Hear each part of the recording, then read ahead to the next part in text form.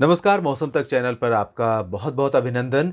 हम इस बुलेटिन में बात करेंगे बंगाल की खाड़ी और अरब सागर पर वर्तमान मौसमी सिस्टमों के बारे में और साथ ही साथ उन सिस्टमों का इम्पैक्ट किस तरह से भारत के अलग-अलग क्षेत्रों के मौसम पर पड़ेगा। इस मैप में मैं आपको प्रेशर का अंतर दिखाना चाहता हूँ कि किस तरह से कम दबाव यानी लो प्रेशर जो होता है, वो मौसम में परिवर्तन का कारण बनता है और इससे जुड़ी थोड़ी-सी रोचक इन्फॉर्मेशंस भी आपसे शेयर करूँगा कि प्रेशर एक्चुअली में होता क्या है और प्रेशर से क्या-क्या बदलाव होते हैं। तो यहाँ पर आप अगर रेंज देखें तो ये जो रेंज दी हुई है कलर के ज़रिए कलर बार है, इसके अकॉर्डिंग 990 से लेकर 1030 की ये पूरे प्रेशर की रेंज है। और जो सबसे डार्क ब्लू कलर है वो सबसे लोएस्ट प्रेशर वाला रीजन है, यानी कि यहाँ पर प्रेशर बहुत कम है। जब प्रेशर कम होता है ग्लोब पर यानी जो दबाव है वो कम हो जाता है, तब वेदर की जो एक्टिविटीज़ हैं वो बहुत ज़्यादा बढ़ जाती हैं। और इसी वजह से हम जानते हैं कि बंगाल की खाड़ी या अरब सागर पर जब लो प्रेशर सिस्टम बनता है, तब इसका मतलब है कि कुछ मौसम में बड़ा होने वाला है। और ये जो प्रेशर है, आप ये इस तरह से समझिए कि पूरे जो ग्लोब है, ग्लोब के साथ जो ग्रेविटेशनल फोर्स है यानी कि गुरुत्वाकर्षण बल है, उसमें आने वाले बदलाव का भी एक तरह से प्रतिबिंब होता है वो। और ये जो बदलाव आता है, क्यों आता है? इसका एक कारण है तापमान में उतार-चढ़ाव।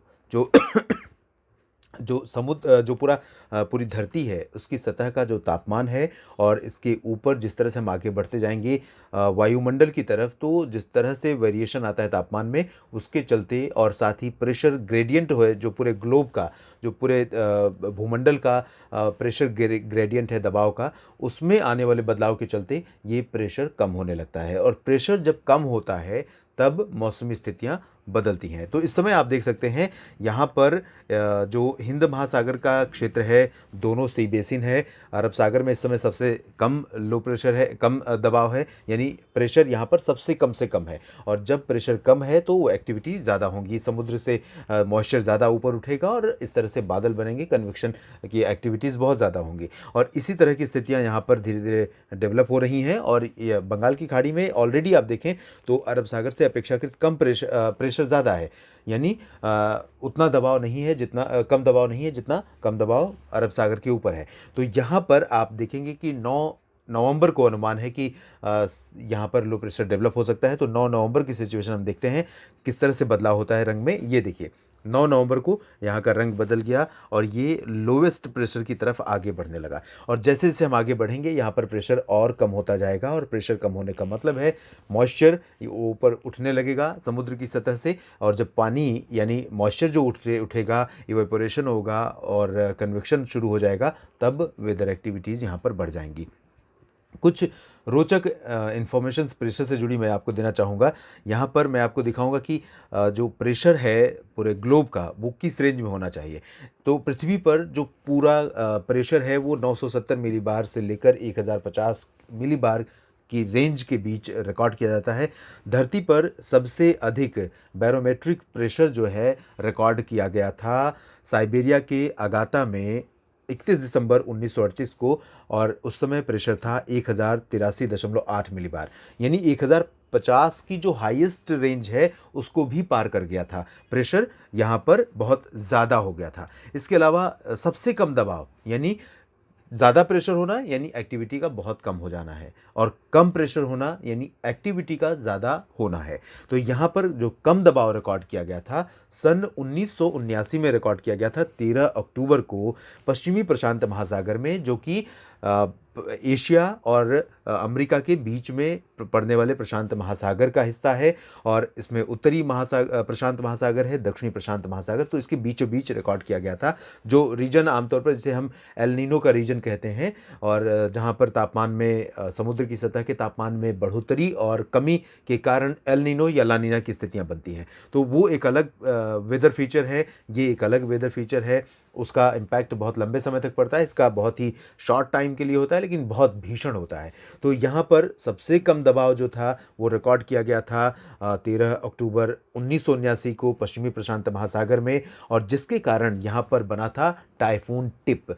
टाइफून टिप पूरे ग्लोब का जो वेदर से रिलेटेड हिस्ट्री है उसमें अब तक का भीषणतम टाइफून, साइक्लोन, तूफान, ट्रॉपिकल स्टॉर्म, जो भी इसको नाम देना चाहें आप दे सकते हैं, वो टाइफून बना था टाइफून टिप सन 1979 में। और इसी साल अक्टूबर महीने में जब ये सिस्टम, ये तूफान बना था, 4 अक्टूबर को ये बनने की प्रक्रिया शुरू हो गई थी 1979 को, और ये अगले 10 दिनों तक इसका इम्पैक्ट रहा था। और ये 330 किलोमीटर प्रति घंटे की तक पहुंची थी इसके प्रभाव से, जो इसकी हवाओं की रफ्तार है। हमारे यहाँ जो पूर्वी तटों पर या पश्चिमी तटों पर साइक्लोन आते हैं उनकी हवा की रफ्तार 120, 130, 150 किलोमीटर, मैक्सिमम 160 किलोमीटर प्रति घंटा रफ्तार होती है जो हमारे तटों से टकराते हैं। लेकिन 303 किलोमीटर प्रति घंटा तक पहुंच गई थी रफ्तार, प्रेशर बहुत ज़्यादा कम होने के चलते। और इसका जो व्यास था इस टाइफून का वो 2200 स्क्वायर किलोमीटर था। आप अंदाज़ा लगाइए कितने बड़े इलाके को प्रभावित करते हुए ये टाइफून आगे बढ़ा था। तो ये कुल मिलाकर कहने का मतलब ये है कि प्रेशर जब भी कम होता है तो इस तरह से मौसम बन सकता है, इस तरह से मौसम में बदलाव आ सकते हैं। और अब हम एक बार फिर से बात कर लेते हैं इस प्रेशर की। तो ये जो प्रेशर यहाँ पर कम होने जा रहा है और लो प्रेशर बनने वाला है, इसके प्रभाव से जब यहाँ पर आगे बढ़ते हुए इसके डिप्रेशन या डीप डिप्रेशन बनने की संभावनाएं बनेंगी, तो आगे बढ़ते हुए इसका भी व्यास देखें आप तो कम से कम नहीं कुछ तो 1000 किलोमीटर के आसपास का व्यास है। और ये 1000 किलोमीटर के व्यास में ये इसके प्रभाव से बादल रहेंगे। जिसका हमने जिक्र किया टाइफून टिप का, उसका जो व्यास था वो 2200 स्क्वायर किलोमीटर था, लगभग इतना रहा होगा। तो बहुत ही भीषणतम था।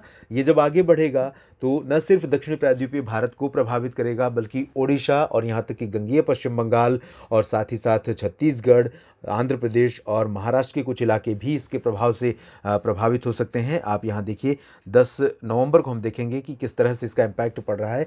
एक तरफ नॉर्थ ईस्ट मानसून की हवाएं आ रही हैं, दूसरी ओर ये सिस्टम आगे बढ़ रहा है, तो यहाँ पर काफ़ी एक्टिव कंडीशन हो रही है। और इसी सिस्टम के बनने के कारण अरब सागर पर बना जो सिस्टम है डीप डिप्रेशन बनने के बावजूद कमज़ोर हो जाएगा। कमज़ोर क्यों हो जाएगा? आप देखिए किस तरह से उठने वाली एनर्जी, जो एनर्जी इधर आ रही है, उस एनर्जी को इसमें मिलना था और इसको इंटेंसिफाई करना था और इस सिस्टम को अफ्रीका की तरफ जाना था या वेस्ट एशिया की तरफ, ओमान, यमन की तरफ जाना था, स्टॉर्म बनना था। लेकिन ये स्टॉर्म जवाद नहीं बन पाएगा। क्यों नहीं बन पाएगा? क्योंकि ये सिस्टम इसकी एनर्जी को खींच रहा है और यहाँ पर अपने आप में मिला रहा है। इसके लिए हम कहीं न कहीं अगर हम सतही तौर पर देखें, मोटे तौर पर देखें, तो जो हाल ही में फ़ेज़ 4 से अभी एमजेओ गुजरा है वेस्ट एशिया, ईस्ट एशिया की तरफ से और भूमध्य रेखा के पास से, उसकी वजह से यहाँ पर जो कंडीशन है समुद्र में वो अरब सागर से ज़्यादा पॉजिटिव कंडीशंस हैं इन सिस्टमों के इंटेंसिफाई होने के लिए। तो इस वजह से संभवतः ये सिस्टम अधिक प्रभावी सिस्टम की भी एनर्जी को अपने आप में खींचकर मिला लेगा और ये इंटेंसिफाई होगा। लेकिन ये लैंडफॉल करने से पहले डिप्रेशन या डीप डिप्रेशन या उससे भी ज़्यादा इंटेंसिफाई हो सकता है। और अगर हवा की रफ्तार 62 से 88 किलोमीटर प्रति घंटे तक पहुंचती है तो ये साइक्लोन की कैटेगरी में पहुंच जाएगा सिस्टम। लेकिन अभी इसके बारे में मैं कुछ नहीं कहूँगा और निश्चित रूप से ये सीधे सीधे हिट करने जा रहा है तमिलनाडु और आंध्र प्रदेश को, और उसके अलावा इसका जो प्रभाव रहेगा ओडिशा, छत्तीसगढ़, महाराष्ट्र, मध्य प्रदेश के कुछ इलाके, तेलंगाना, उत्तरी आंतरिक कर्नाटक, दक्षिणी आंतरिक कर्नाटक, तटीय कर्नाटक, केरल और उत्तरी तटवर्ती आंध्र प्रदेश, पुदुचेरी, लक्षद्वीप इसके दायरे में ही होंगे। पुदुचेरी पर ज़बरदस्त बारिश रिकॉर्ड की जा सकती है। चेन्नई में बहुत भारी बारिश हो सकती है। पिछले दिनों में बारिश बहुत ज़्यादा हुई है और अब बारिश का सिलसिला ईस्टर्न कोस्ट पर अगले 4-5 दिनों तक ऑन एंड ऑफ लगातार जारी रहेगा। और जब ये सिस्टम आगे बढ़ेगा, चेन्नई के करीब पहुंचेगा, उस दौरान और भीषण वर्षा रिकॉर्ड की जाएगी। इस बुलेटिन में अभी इतना ही। आप बने रहिएगा मौसम तक चैनल के साथ। धन्यवाद।